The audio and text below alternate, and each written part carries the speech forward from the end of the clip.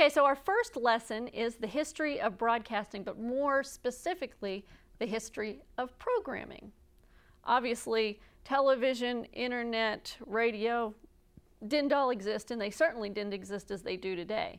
So what I'd like to do is just kind of take a look at how they evolved into what we know as radio formats today and television formats today.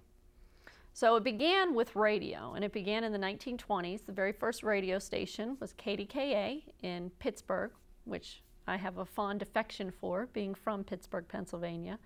But radio programming started out as basically free programming.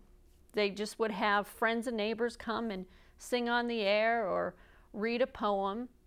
And the main way that radio stations were making money was selling receivers.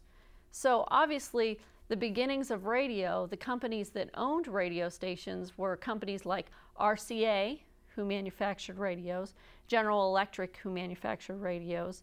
So those kind of companies were making money by selling receivers. But honestly, how long can that last? So as people started buying receivers and radio stations grew up around the country, the public demanded better programming.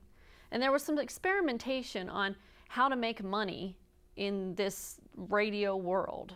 So people obviously would play records on the radio, and there was a station up in New York that was owned by AT&T. And AT&T was obviously in the communications business, and it was their kind of mindset that maybe radio could be a different form of telephone use. So what they would do is they would allow people to come on the radio and say hey to their neighbors or deliver a message to their mom or their daughter or their son. But there was one real estate developer who decided that he was going to use that time from AT&T on the radio station to talk about his business, to talk about his real estate company. And when he did that, he got incredible response. And that was the beginning of the idea of sponsorship. The early days of radio saw mass audiences. We saw that it could be very impactful with things like the War of the Worlds. And radio shows were actually written, produced, and paid for by sponsors. And we know things like serials. When we think of old radio serials, we think of like the Superman serials and The Shadow.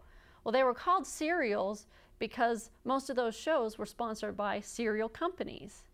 And what we know today is soap operas. That word came from the idea that soap operas were sponsored by soap companies. And here we start to see the development of sponsors recognizing that programming can kind of target a very specific audience.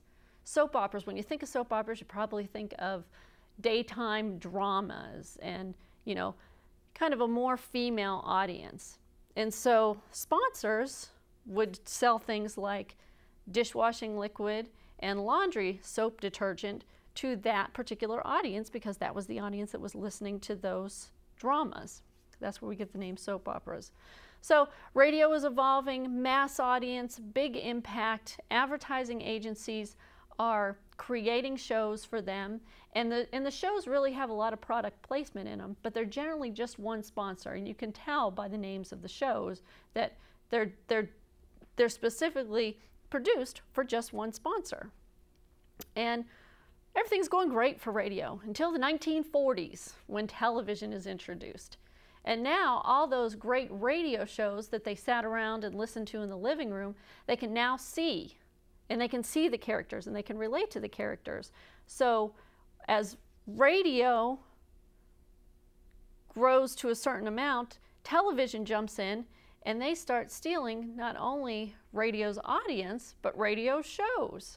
So shows like Amos and Andy that started out on radio are now on television. So most of radio's audience and radio shows makes a trip over to television, and now radio is left with no audience and no shows. And when you think of radio stations today, you probably think of lots of them. And it was no different back then, although it did, take a while for it to grow.